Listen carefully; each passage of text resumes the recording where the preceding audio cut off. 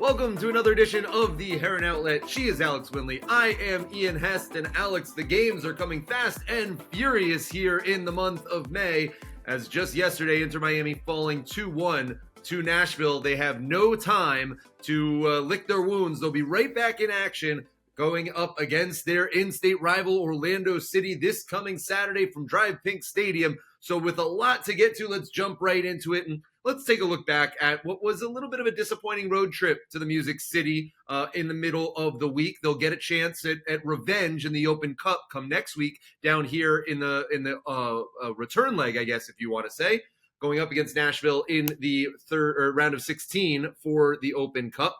But Alex, that game against Nashville in MLS play really saw Inter Miami not have a lot of offense. They didn't have a lot of the ball. There wasn't a lot of really any spark that they ever got a sense of getting going in it. They were always on the back foot, and just one of those games that felt like, all right, this is a Miami team that isn't quite there yet after all those consecutive wins. A little bit of, for me at least, one that brought them back down to reality a little bit.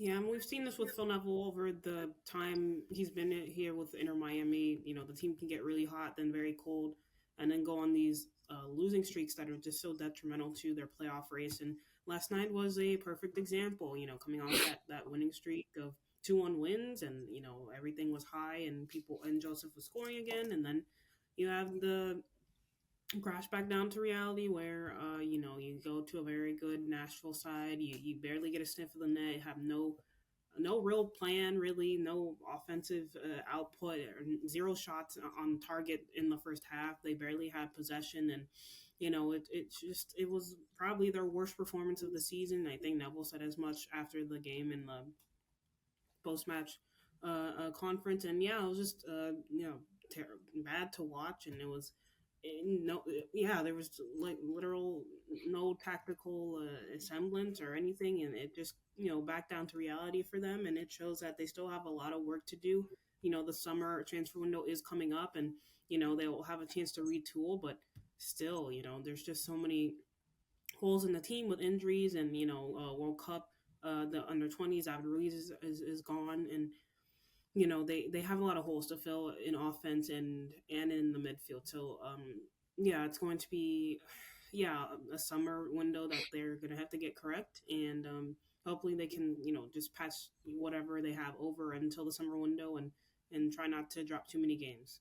It's worth noting that David Ruiz stayed with the team. He got special permission from the Honduran national team to stay with the team. So that game against Nashville did count as his suspension. So he will be available right away once he comes back from the U20 World Cup right away. We expect that if they get out of the group, if they don't, it'll probably be in about 2 weeks' time, taking you up until the end of May, possibly that Montreal road game where David Ruiz could return. That brings me to Victor Ulloa, who started in his stead, really with a makeshift central part of the midfield now. No Gregory for much of the rest of the season, no Jean Mota for longer than that, and really Dixon Arroyo, who has been come in to put a Band-Aid on this, played pretty well, got the one goal in the end. I thought that he was one of the lone bright spots, but Victor Ulloa again did struggle in that middle part of the field. I felt that he was very late to react on a lot of things, and was always sort of playing catch up. It seemed like he was trying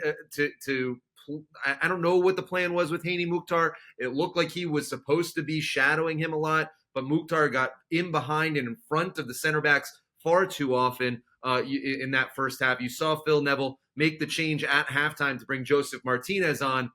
So let's just start with Ulloa and the central part of the midfield.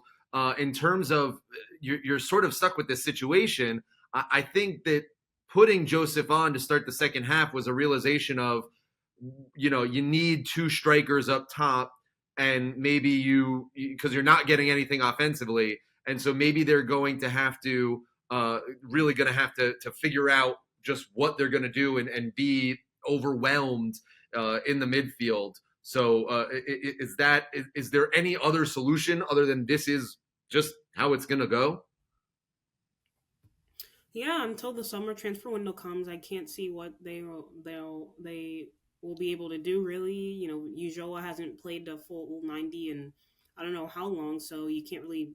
He should have played better, but you can't really fault him for that. Really, like he's a spot starter. He's not a consistent starter on the team, so obviously he's going to be a little bit rusty. But yeah, I don't know what the plan was with Mukhtar. I tweeted during the game that someone, either Taylor or Kremeshki, should have dropped back to make a 5-3-2 to kind of help out the middle line of defense there in midfield. But that's where Mukhtar was really finding joy in those half spaces and driving at the defense. He's just so direct, and that's what you need in MLS. Sometimes you have to go vertical, you have to go drive at the defense directly, and not really fuss around a bit too much with possession. You just got to drive at the defense sometimes, and that's what Mukhtar did. And Miami didn't have an answer for that at all. And yeah, it was just a bad game. Ujoa didn't play well, and we saw him come off for I believe it was Martinez, and then they switched some things, and they didn't really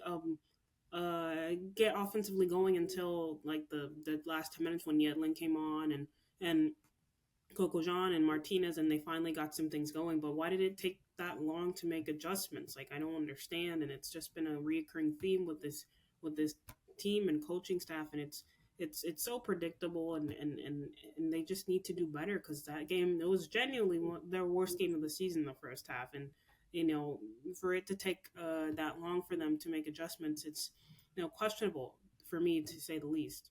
Yeah, I want to ask you: is it adjustments necessary, or I mean, because to me, I thought that it wasn't right from the start. So I guess those are two things, right? One, you come in with a plan thinking it'll work, and it's not, so you have to adjust, right? That would be adjustments. Or the other would be, well, this isn't going to work from the start, and you can sort of see that it won't work from the start. Which camp would you fall in on that?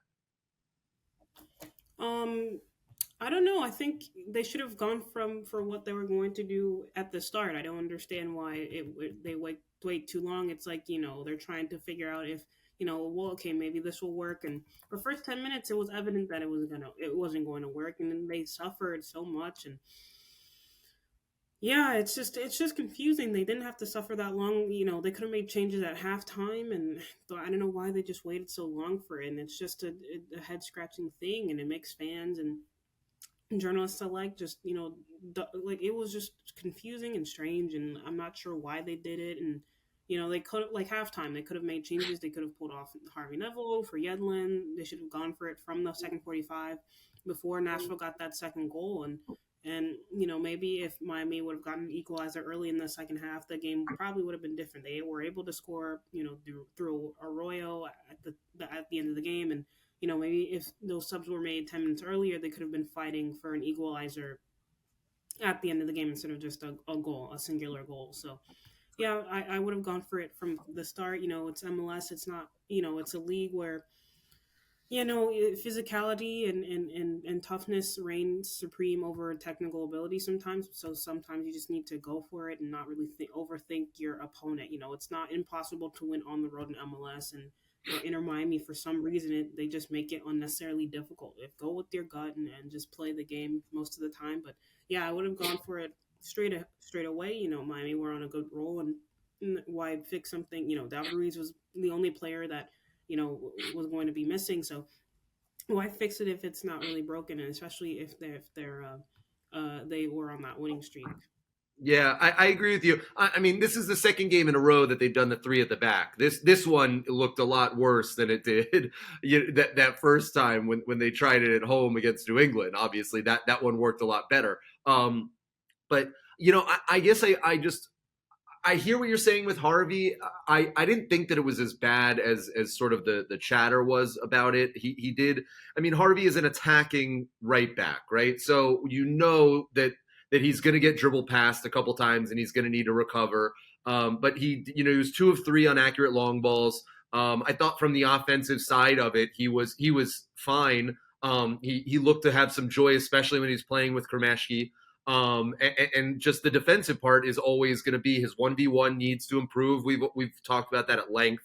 His 1v1 is not up to MLS standards right now. But from an offensive standpoint, I thought it was okay. The issue that I have really is with Negri still getting adjusted to the league. And you saw a couple of those fouls that Negri got in on, that he's still trying to figure out the pacing. And it's a little little bit worrisome that it's still taking this long. He's coming off the red card. That was a missed challenge. He got another one that looked like he was just extremely late coming in, and even Taylor Twellman on the broadcast sort of visceral reacted to it at the start of it. But he's obviously going to be your more attacking side, and DeAndre Yedlin has this season really done a great job of being that mature understanding of this might not be where I want to play, but this is where I need to play. And that's the difference that I saw, is that Harvey Neville is still very much playing his game, and was not really understanding in the shape of things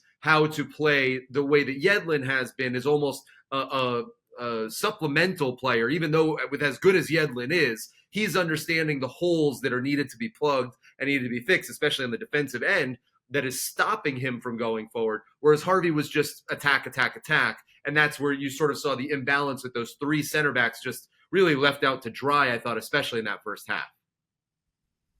Yeah, and Harvey Neville, we've seen him play for the lower leagues and whatnot, but at the same time, it's I don't know, he's just a good backup right now, but still,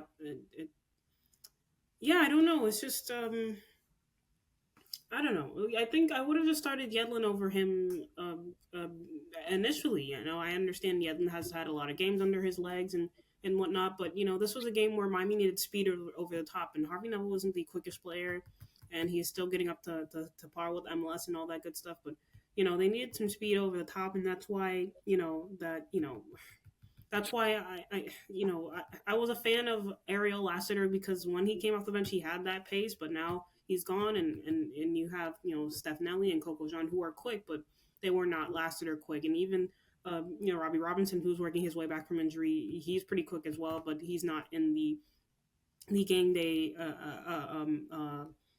group now until he returns from injury. So yeah, Miami just needed some pace, and I would have started Yedlin over Harvey Neville, and maybe the game would have gone a little bit differently. Maybe they would have had some outlet runners on the pitch, but they were just so pinned in. And Kremeshki and Taylor, well, they're both really good players. They're not the quickest, even though they're both pretty physical. But Campana was on an island by himself. He couldn't. Miami weren't winning the second balls or anything, and it was just a tough watch. So yeah, like I said, going back to the summer transfer window, they need to address these issues, because there will be games where Miami will need some pace, and right now the roster is pretty depleted over that. And yeah, let's see how that goes. But they're gonna have to grind, and they play Nashville again next week. So let's see if they can correct some of the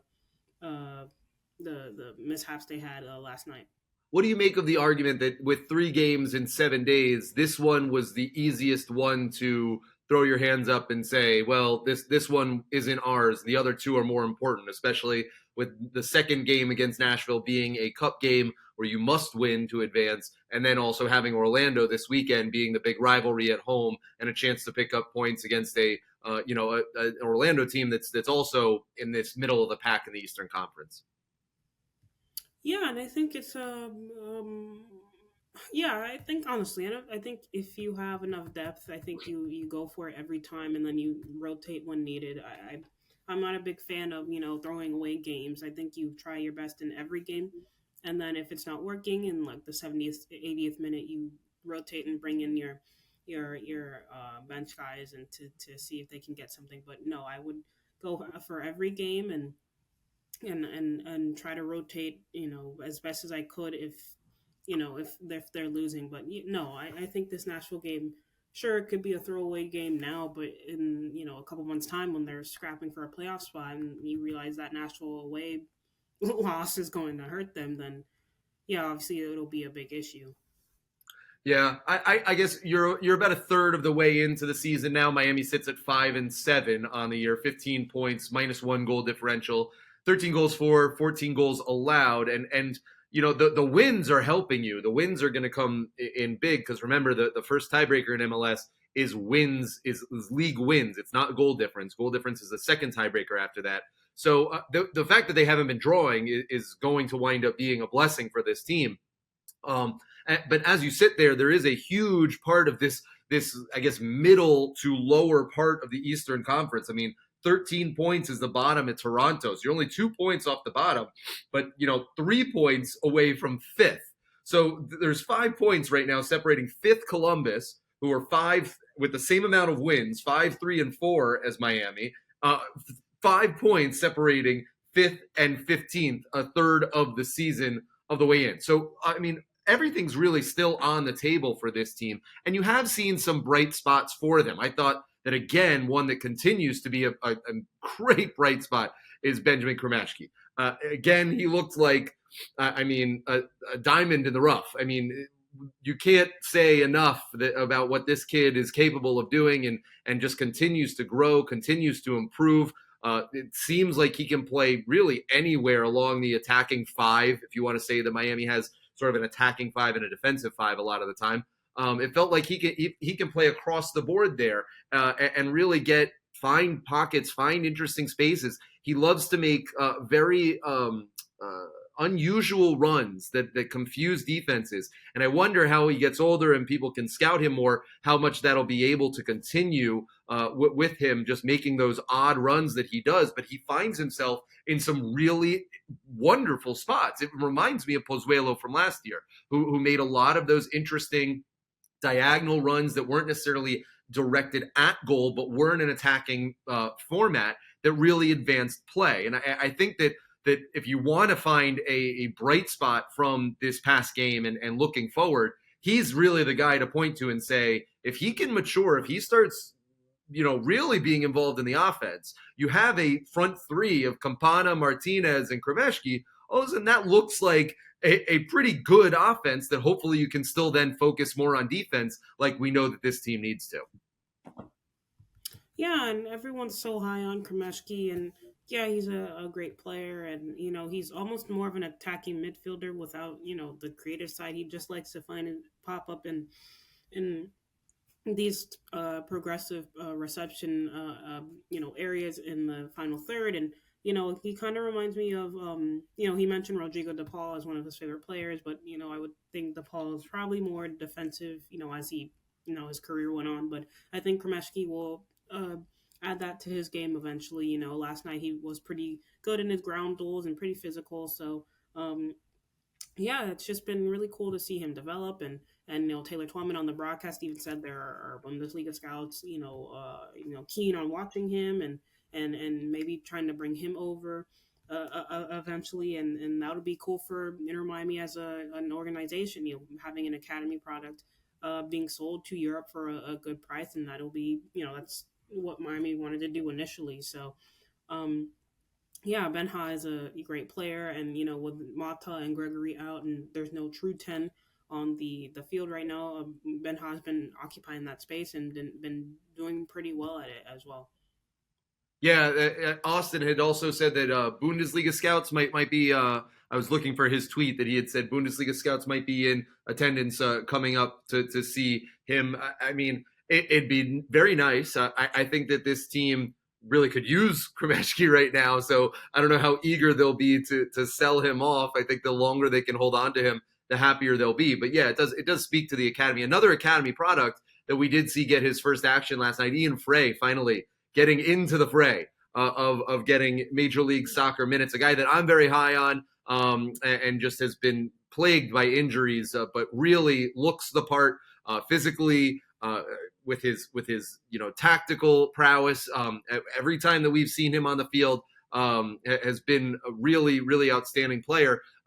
What did you see from him, and where this Miami team seems to be pretty deep is at center back? It seems like the one place where they can afford, not having to a guy or two right now, especially with Sergey out. He'll probably be back in the mix against Orlando, if not Orlando, almost definitely against Nashville in the Cup. But how did Ian Frey play for you, and what do you see him going forward in terms of minutes this season?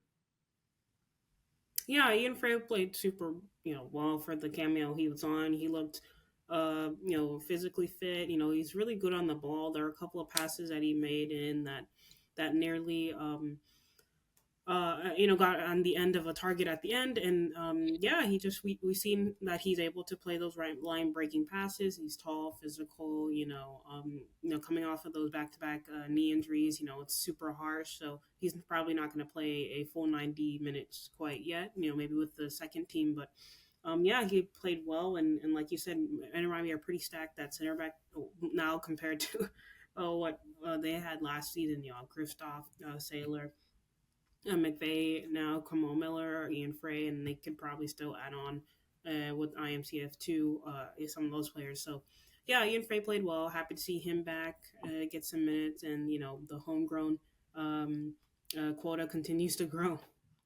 Let's look ahead to Orlando City as they come into town to play Miami Driving Stadium this coming Saturday, 7:30 p.m. They're coming off a pair of draws, that they just had a 1-1 draw against NYCFC, a game that they probably should have won, fell away from them in the final closing minutes.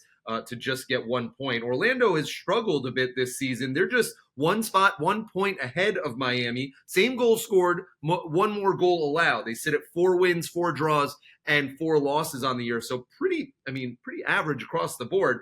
If you want to look at any of the highlights that they've had this season, it's really just the 2-1 win that they had over Philadelphia that was very early on. Other than that, they beat Galaxy 2-0 at home, but they have losses against DC United 3-1 at home. Nashville, they lost 2-0 at home, and Montreal 2-0 on the road. Orlando is in this weird flux of everybody was super high on them in the preseason. They were everybody's dark horse. They were going to light up the league and come out. And it's really been a lot of meh and not a lot of anything that has fully scared you coming into the season. This seems like a team that is underperforming right now and might be the perfect time for a Miami team that is this Jekyll and Hyde that we've seen time and time again, especially lately. This might be a nice time to try and capitalize on a Orlando team that's been pretty underwhelming so far this season. Yeah, and I called that. I had a feeling that this Orlando team was going to be good, but not as good as people expected. It takes time to really gel with new players and whatnot. So I'm, they're them being hot and cold. I wasn't really, them being hot and cold. I was fully expecting because of it just takes time to gel. But yeah, they're going to be playing a hot and cold Miami team, and I'm curious to see how that goes. I think the rivalry will be heated between the two fans, the players, and Miami will be looking to get another win over them. To compound on that 4-1 win that they had later last season, and yeah, it should be an interesting game. And I know Orlando have been struggling, so Miami will want to take advantage of that. Orlando also not in the cup anymore, so they won't have a midweek game to worry about coming up on next week. So they can really play. Facundo Torres played yesterday. Gaston Gonzalez played yesterday. So those guys will be. They have this Austrian Kara up front now. That's very exciting for them. So they do have attacking options. They also still do have Pedro Gallese in goal, who has been a thorn in the side of Inter Miami for many a game against the Herons, in what could be a great battle of goalkeeping. I know that we keep kind of chuckling and saying that there are these great goalkeeping battles that Inter Miami keeps finding themselves in, whether it be against Petrovic in New England, or even when they played Philadelphia this past year, or Toronto as well. That they're finding their ways into good goalkeeper battles. I don't know if that's necessarily what they want to be. I think they would prefer to be in better attacking battles. But from the attacking mindset, you didn't start Joseph on Wednesday. He comes on, plays 45 minutes. Campana plays almost a full. But are you sticking with that 2 up top? Are you making any adjustments? Are you sticking with a 3-4-3? The 3-5-2 looked a little bit better. Where do you find, I guess, a room for attack with a pretty standard 4-2-3-1 that Orlando's going to throw at you? It's pretty traditional 4-2-3-1 from them. Yeah, I continue with what Miami's doing. They don't really have an option to play a 4-2-3-1 because they shipped off most of their wingers. So they have to continue to play this back three hybrid that they're doing. With I'd go with the same starting 11, have Joseph come off the bench, but I wouldn't play Harvey Neville or Victor Joe. I would. I don't know. I don't know. I would play. I don't know. I don't know. The midfield's pretty skint, so it's they're playing a back three to kind of just cover some holes there. So Yeah, yeah, if I you don't know. well, The coaching staff have if you can't play yeah, the coaching staff Uoa, have a who are you putting there? Are you putting Stefanelli there? Are you putting Coco there?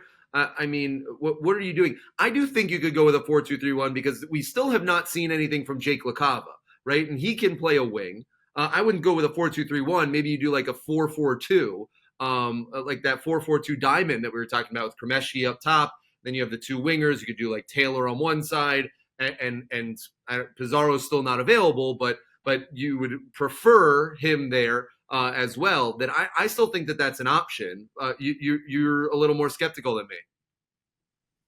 yeah. There's no real box to box midfielder bar Kremashki, but even then we see him in a more attacking role. So if they go with that, who's going to play next to Dixon Arroyo? You know, it would have been David Ruiz, but he's gone, and so I'm just that I think they'll stick with the back three and just to have those numbers back there and maybe play like a I don't know, play a Kremashki with like two. I don't know. There's just too many injuries and so many guys are gone. It's hard to really say. But all I know is that Yedlin must start, and Yajoa, like he can start again, but just have him be a little bit more tactically disciplined. Yeah, well, the good thing there is that he doesn't have to man mark a league MVP in Haney Mukhtar. I mean, that's not to say that Facundo Yeah. Torres isn't a great player, but it's not as big of a challenge as the reigning MVP, who's still playing at an MVP caliber. So hopefully Uoa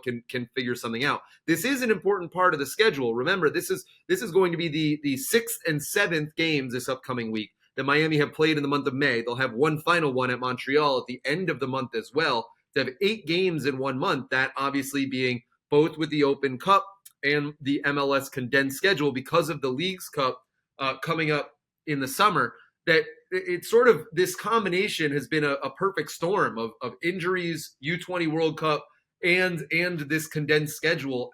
How do you judge how they've done in terms of being able to churn out wins because they have been able to advance in the Open Cup to this point. They did get some wins over quality opponents against Columbus on the road, against New England at home in this process. So one game does not make it the team. But how have they done in a job in managing the bodies that they have available in this very condensed month that they're having right now? Yeah, and it's up to the kids to step up now with Kremeshki when David Ruiz gets back. Maybe Ascona can get some minutes. Ian Frey.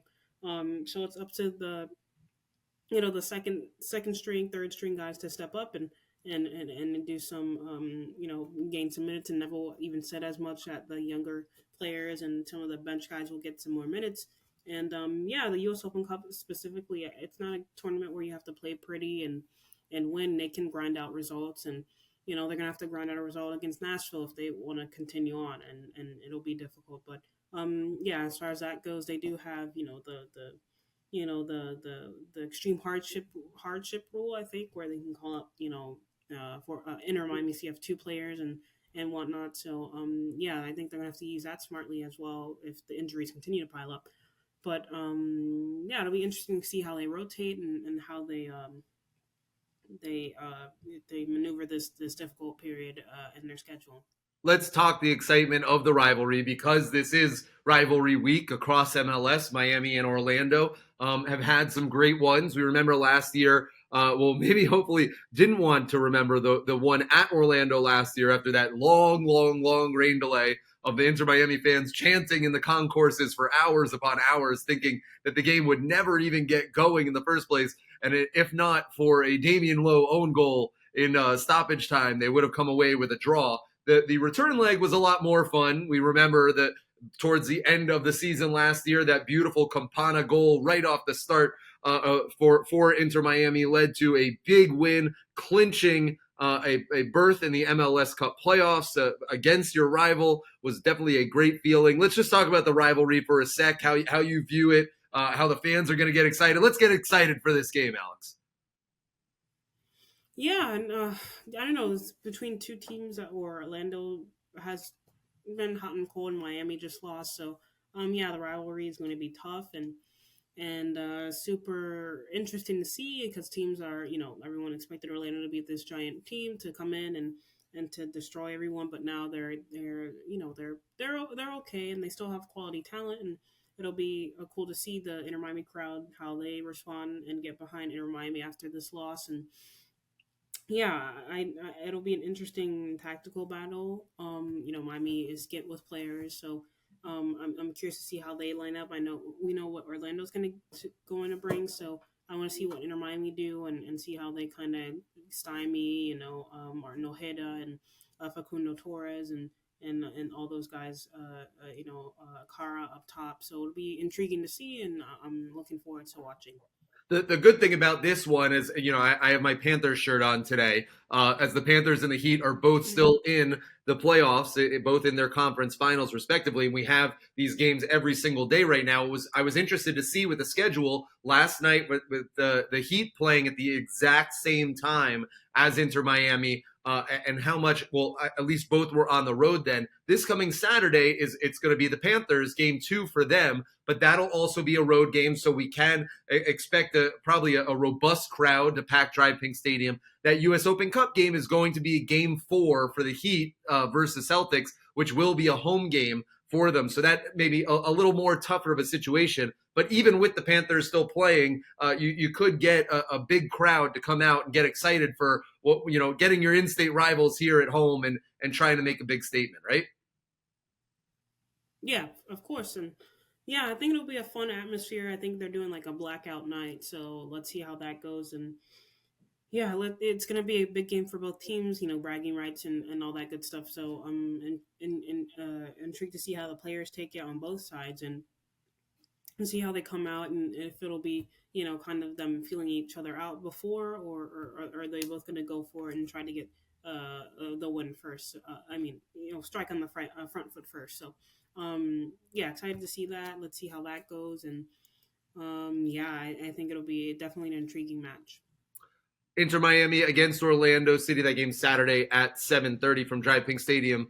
Alex, before we go, the MLS Players Association does this every single year where they release the wages of all the players in MLS. It's something that I think is very unique, very exciting. Not many leagues in the world in any sport do something like this. The transparency is wonderful, but it does also allow us as journalists or as fans to look and peek behind the curtain and see how Miami is spending their money. Just want to run through a couple of things. Miami comes in at 10th in the list in total spending in 2023 on wages. They spent $18.1 million total. That just going behind Toronto, who has the most, spending $25.7 million. A lot of that for Toronto is Lorenzo Insigne, for Federico Bernardeschi. They take up more than half of that $25.7 million in just those two players alone. Miami's situation is a little different because they're the person who's making the player that's making the most in total compensation is Joseph Martinez at around $4.4 million. Now, we know that a good portion of that, almost all of it, is being paid by Atlanta because Joseph is not a designated player. So a lot of that is being paid for by Atlanta. Rodolfo Pizarro also comes in second at $3.35 million. Third, they're still in the last year of paying off LGP, little more than $1 million that they still owe him on that contract as he's in Argentina, and the loan deal with him over there. So he is still on the books. DeAndre Yedlin comes in fourth, just under $1 million, as does Jean Mota and Gregory, all around the same. Corentin Jean comes in seventh at just under 800,000. Sergey, it's a little more than 600, as is Leo Campana. Now, he is a young DP as well, so total compensation there may not reflect the total amount that he is making. I expect that number to be a little bit higher when you talk about the entirety of the package and how that's calculated, because at 600,000 as a salary would not be a designated player. He obviously is. So you know that there's some extra incentive as a part of that package. But what was there anything surprising to you about it? We obviously know that Nick Marsman is still making a lot of money, at close to $600,000 as well. That's the highest paid backup in the league. Was there anything that jumped out to you that you found very interesting about it? No, not particularly. I mean, we know that Joseph is on a lot of money, but he's not a DP. Luckily, Pizarro, taking up the second most on the team, despite he's been injured, but his impact hasn't been as great as the team expected him to be once he came back. So yeah, nothing too surprising, but at the end of the day, they Miami will have roster flexibility and in the summer, and obviously the sanctions will be over next season, so they have some decisions to make in the summer that will affect next year and the year after that. So yeah, nothing too surprising. Yeah, I mean, the thing that I guess if you had the biggest takeaway from it is that a lot of Miami's biggest salaried players are off the books at the end of the year. Rodolfo Pizarro is off the books. That LGP contract is off the books. Nick Marsman is off the books at the end of the year as well. And Joseph Martinez, is sort of a wait and see right now if they're going to renegotiate. They're going to have to renegotiate with Kamal Miller. I expect that to be announced sometime sooner rather than later. But you have Drake under a very good contract now as well.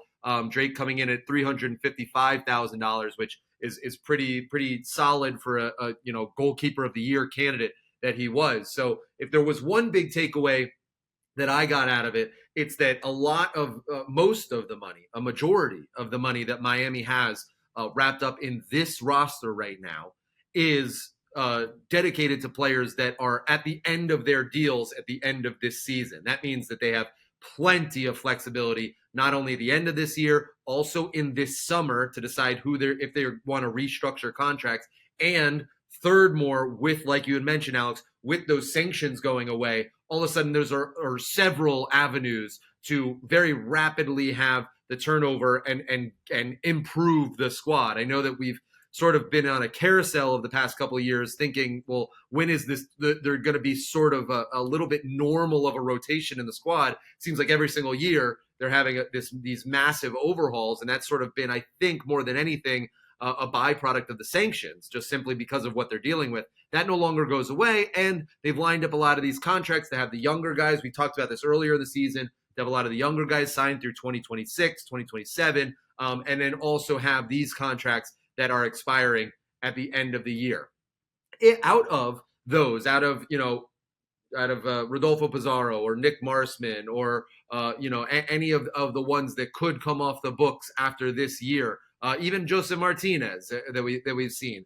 Emerson Rodriguez is still on the books with the loan that he has in Liga MX. Is there anybody that you could see, well, if they come back on the right deal, I'd consider it? Or is this sort of the end of the road for a lot of these guys in your estimation? I mean, I know that I'm saying this just a third of the season of the way in, so obviously everything can change, but looking at it at this moment in time with the information that we have now, how do you see, if you're Chris Henderson sitting in his office and he's looking at this, which he probably looks at every single day, how is he feeling right now as he constructs his roster to contend for the future?